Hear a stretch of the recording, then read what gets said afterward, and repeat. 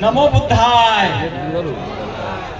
जय संविधान, जय भारत, सम्राट अशोक अमर रहें, सम्राट अशोक अमर रहें, बाबा साहेब अमर रहें।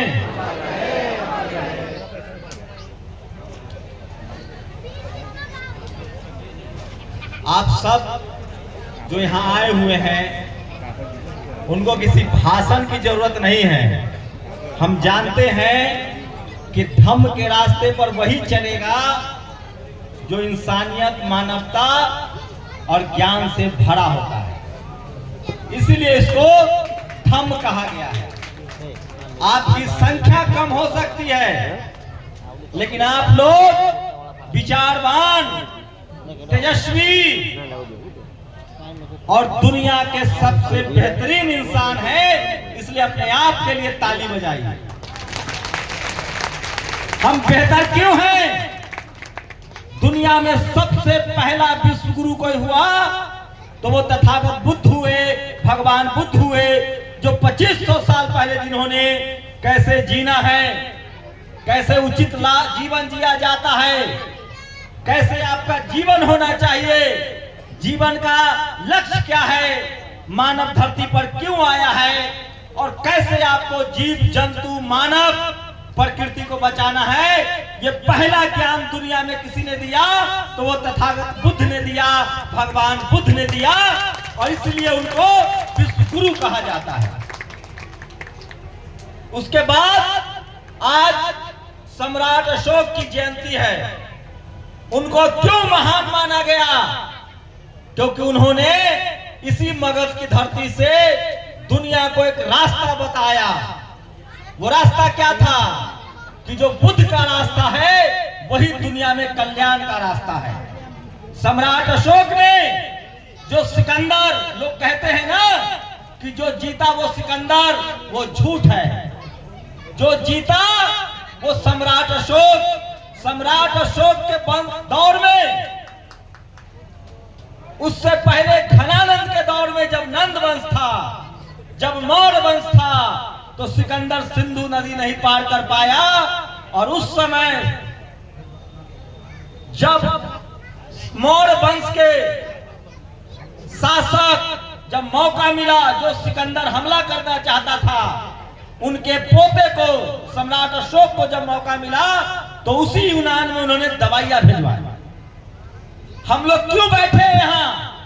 हम लोग उसी भाईचारा, बराबरी, समतामूलक और मानवता चाहते हैं। सम्राट अशोक का भारत चाहते हैं जिसमें ज्ञान विज्ञान हो, बराबरी हो, भाईचारा हो। आप जान लीजिए, ये जो कहानी कही जाती है कि घरों में ताले नहीं लगते थे, जब इस देश में सम्राट अशोक, चंद्रगुप्त मौर्य और नंद वंश का शासक था, तभी ताले नहीं लगते थे। इस देश में ज्ञान विज्ञान का केंद्र था। तक्षशिला, नालंदा, विक्रमशिला जैसी यूनिवर्सिटियां थी। कब था? जब भारत बुद्धमय भारत था।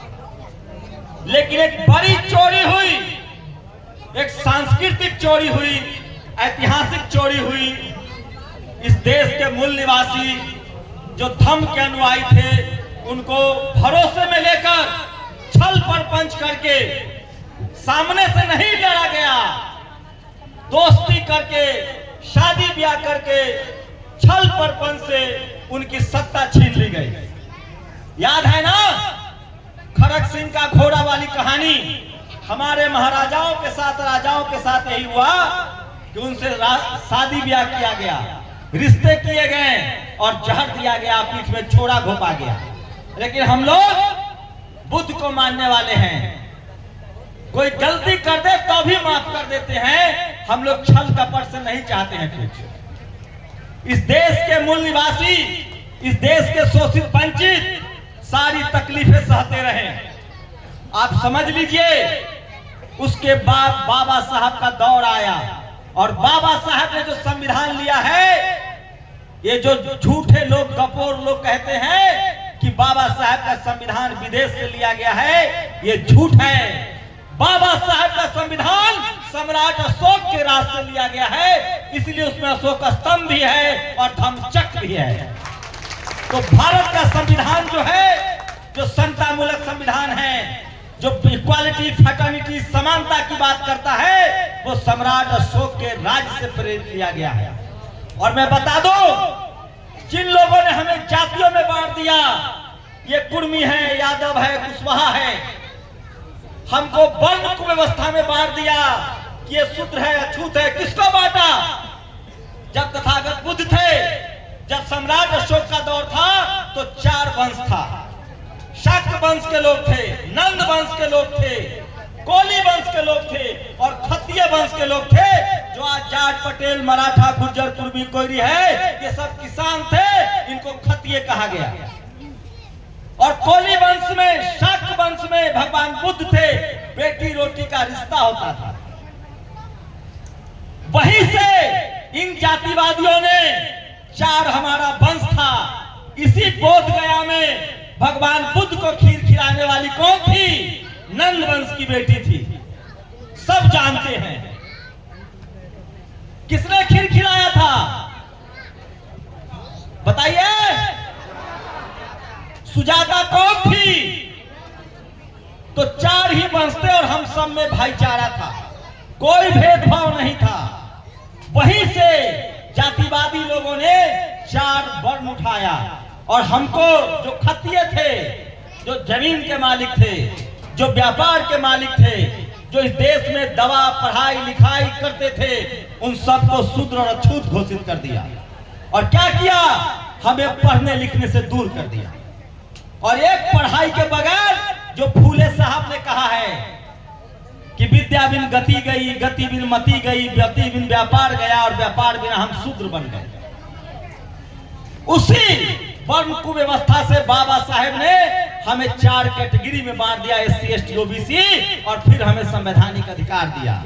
तो जिनको भी लगता है कि वो धर्म के अनुयायी नहीं है, अगर जो पढ़ेगा लिखेगा वो खुद ब खुद अपने आप को मूल निवासी कहेगा, चाहे वो SC हो, ST हो, OBC हो, अल्पसंख्यक हो, या फिर वो इस देश का किसान हो, खत्तीय हो, क्षत्रिय हो, हम सब इस देश के मूल निवासी हैं। लेकिन मैं इतिहास में नहीं जाना चाहता। ये तो भारत का स्वर्णिम इतिहास था, ये तो भारत का इतिहास था जिस पर आप दुनिया गर्व करती है। आज भारत के प्रधानमंत्री, राष्ट्रपति जब बाहर जाते हैं तो क्या कहते हैं कि मैं बुद्ध की धरती से आया हूं। आज भी थाईलैंड में थे, तथागत बुद्ध के बुद्ध विहार में गए थे। सम्राट अशोक का देश है। लेकिन सोचिए, कुछ जो हुआ पीछे हम लोग भूल गए। हमें किसी से बदला नहीं लेना है, हमें किसी से नफरत नहीं है। हम बुद्ध को मानने वाले हैं, बाबा साहेब को मानने वाले हैं, हम सब भाईचारा चाहते हैं। हम तो पशु पर, कौन पालता है गाय, कौन पालता है मवेशी, कौन पालता है, खेती कौन करता है? हम सब लोग करते हैं, मेहनत कश लोग। बाबा साहेब ने पूरे इतिहास को पढ़ा और जब संविधान बनाने की बारी आई तो उन्होंने कल्पना की कि भारत में जाति, धर्म के आधार पर जो भेदभाव है उसको संविधान के जरिए खत्म किया जाएगा। और उन्होंने कहा, भारत के संविधान में प्रावधान किया तो सबको अपनी पूजा और अर्चना की आजादी होगी, बस कोई किसी के भावनाओं को आहत नहीं करेगा। लेकिन क्या हो रहा है आज? जो इस देश के मूल निवासी हैं, जो इस देश की बहुसंख्यक आबादी है, वो आज अपनी उपासना को नहीं जान रहा है। आप बताइए, बहुत लोग हैं जो धर्म से उनको हिंदू कहा जा रहा है? क्या उनको पूजा उपासना की उपाधि है? आज जाति विशेष के लोग हिंदू धर्म के मंदिरों पर कब्जा किए बैठे हैं। आप ट्रस्टी नहीं हो सकते हैं, पुजारी नहीं हो सकते हैं, फिर भी हमें कोई आपत्ति नहीं है। जिनको अपने आप को नीच जाति कहना है, शोषित रहना है, वो उस रास्ते पर चले। जिनको बराबरी का हक चाहिए, मान सम्मान चाहिए, दया करुणा में विश्वास रखते हैं, वो धर्म के रास्ते पर चलते हैं। लेकिन सोचिए, संविधान लागू है, उसके बाद भी हमें अपने उपासना स्थल के लिए धरना प्रदर्शन करना पड़ रहा है। और इसका रास्ता क्या है? बाबा साहब का संविधान में वो रास्ता है। कल जो वक्फ बोर्ड बिल आया है वो इसलिए आया है, जब ये सवाल उठ रहा था कि जब मस्जिदों में इस्लाम मानने वाले हैं, जब गुरुद्वारों में गुरु नानक साहब को मानने वाले लोग हैं, जब मंदिरों में सिर्फ ब्राह्मण समाज के लोग हैं, तो हमारे बुद्ध विहार में दूसरा क्यों है? इसीलिए सब नाटक चल रहा है। इसीलिए ये सच है, जो मनुवादी व्यवस्था के लोग हैं, जो जातिवादी व्यवस्था बनाए रखना चाहते हैं, वो बारी बारी से डंडा चलाते हैं। पहले उन्होंने सिखों का नरसंहार किया, हम चुप रहे। 2000 साल से 1000 साल से जाति के नाम पर बारी बारी से SC ST OBC किसानों पर अत्याचार हो रहा है, हम चुप हैं। क्या जाटों को गोली नहीं मारी गई? वो अपना अधिकार मांग रहे थे। गुर्जरों को मारी गई, जाट गुर्जर पटेल मराठा मारा गया, SC ST OBC Kurmi Yadav Kushwaha के बच्चों का रोज अधिकार छीना जा रहा है। और सोचिए, हमारे जो नेता थे, जो पढ़े लिखे नेता थे, सोनेलाल पटेल, उन्होंने धम्म का रास्ता अपनाया और बाकायदा धम्म की दीक्षा ली और बाबा साहब के रास्ते पर चले। इसी धरती पर बिहार के मुख्यमंत्री OBC कमीशन को बनाने वाले मंडल साहब जब मुख्यमंत्री बने, तो सबसे पहले यात्रा उन्होंने गया बौद्ध बिहार का किया। तो मैं कह रहा हूं, आज जो हमारे कुछ नेता हैं, उनको अपना इतिहास भूगोल नहीं पता है, क्योंकि वो अपने विरासत के दम पर संसद में आए हैं। अगर सड़क के दम पर आते तो वो अपना इतिहास भी जानते।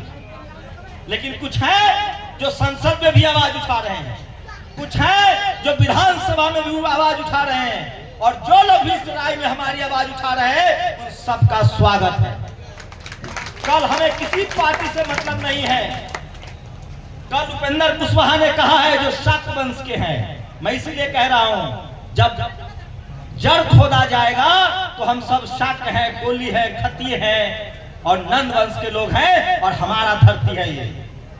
हम लोग बराबरी चाहते हैं। आज क्या हो रहा है? ये BT एक्ट आया, अगर हमारे नेता सचेत होते तो एक कब का हट जाता। लेकिन जो भाई साहब बोल के गए हैं, हमें राजनीतिक रूप से भी सचेत होना पड़ेगा और वोट का डर दिखाएंगे, तभी ये हम पर कार्रवाई करेंगे। इनको लगता है कि ये बुद्धिस्ट हैं, ये इनके विरोध में हिंदू खड़ा हो जाएगा। कोई नहीं खड़ा होगा। 90% हिंदू जो है वो धम्म का अनुयायी है, वो बुद्ध को मानता है, फूले पेरियार अम्बेडकर को मानता है, वो कोई हमारे खिलाफ नहीं आएगा। चंद मुट्ठी भर लोग हैं जो जातिवाद और मनुवाद करते हैं।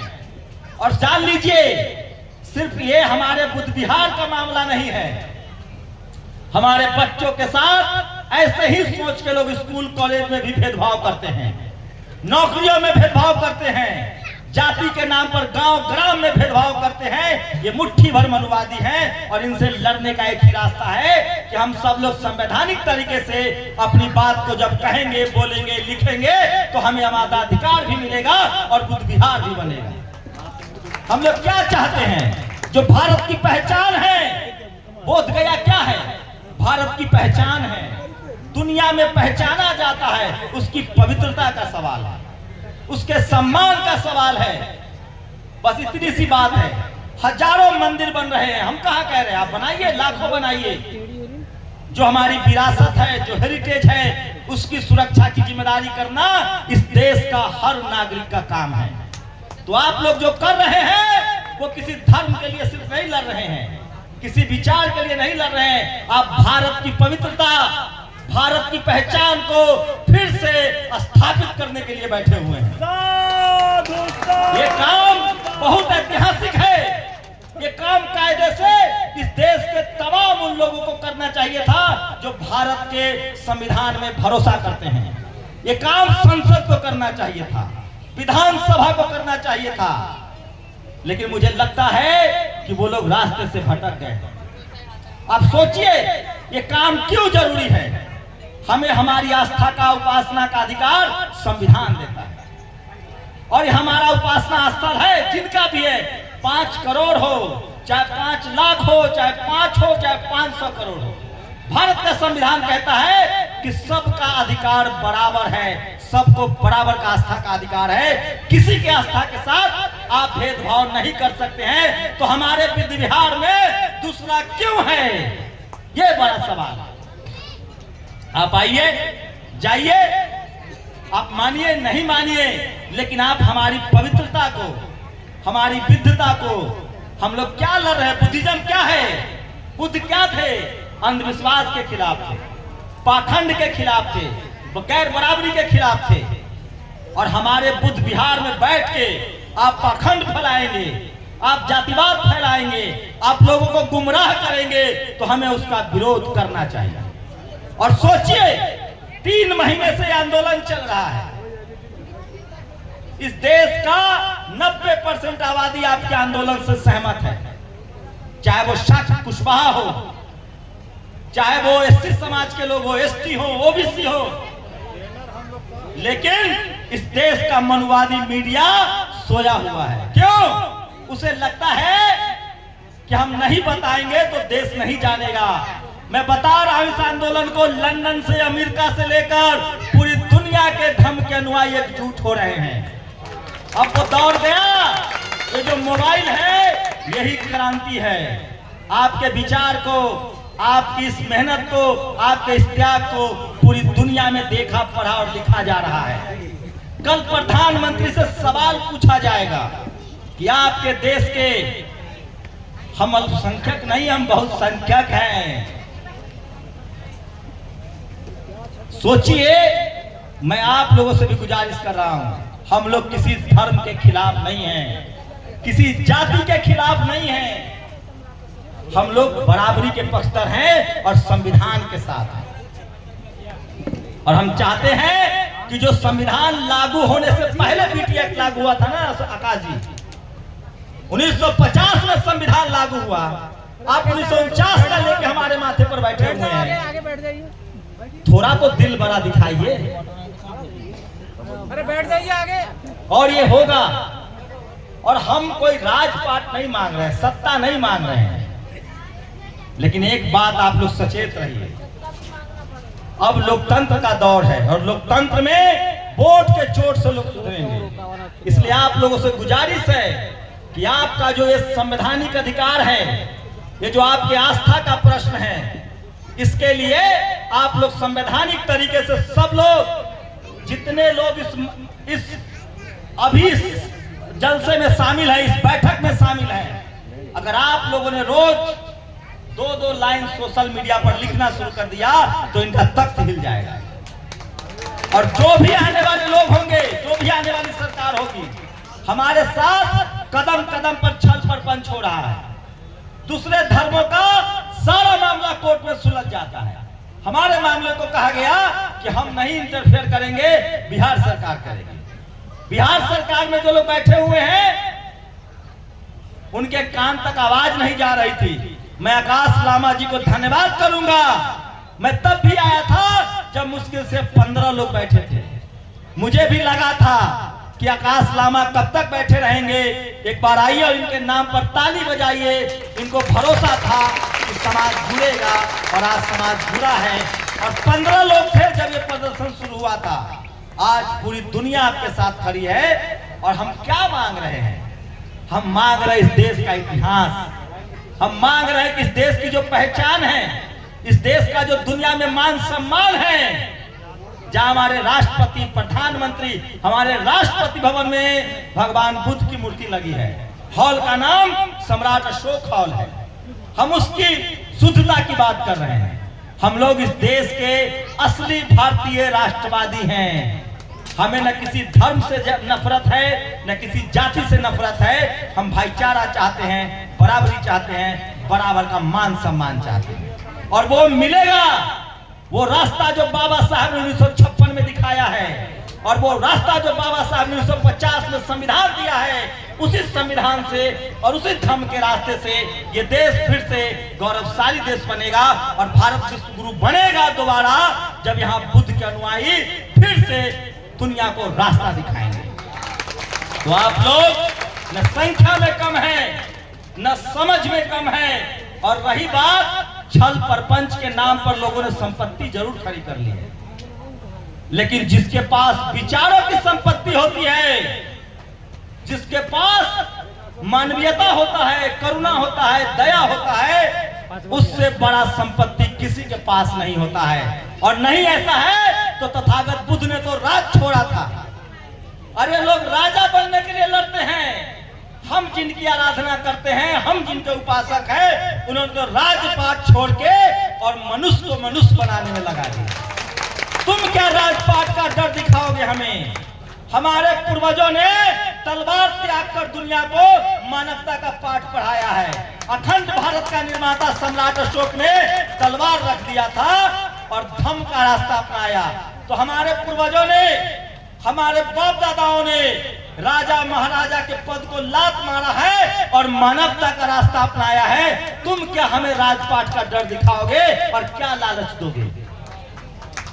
क्या मैं झूठ बोल रहा हूं, गलत बोल रहा हूं?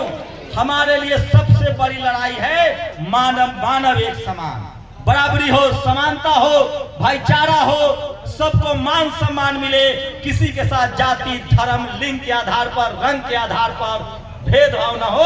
वही असली बुद्ध की विचारधारा है। तो हम लोग जो ये लड़ाई लड़ रहे हैं, ये बराबरी के लिए लड़ रहे हैं और भारत की पहचान के लिए लड़ रहे हैं। और भारत की पहचान धम्म है, भारत की पहचान तथागत बुद्ध है, भारत की पहचान सम्राट अशोक है, घनानंद है, मौर्य वंश है, शाक्त वंश है। इतिहास भी बचा रहे हैं और भारत का संविधान भी बचा रहे हैं। अगर इस लड़ाई को नहीं लड़ा जाएगा तो भारत के संविधान में जो सबको बराबरी का हक दिया हुआ है वो भी खतरे में आएगा।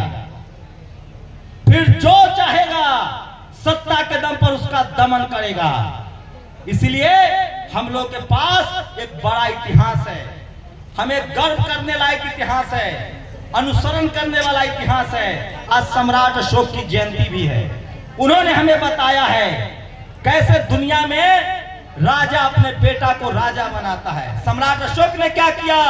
उन्होंने अपने बेटा महेंद्र और बेटी संघमित्रा को राजा नहीं बनाया। दुनिया में कहीं इतिहास है ऐसा? उन्होंने अपने बेटा और बेटी को धर्म की विचारधारा के लिए, मानवता के लिए राजपाट त्याग दिया।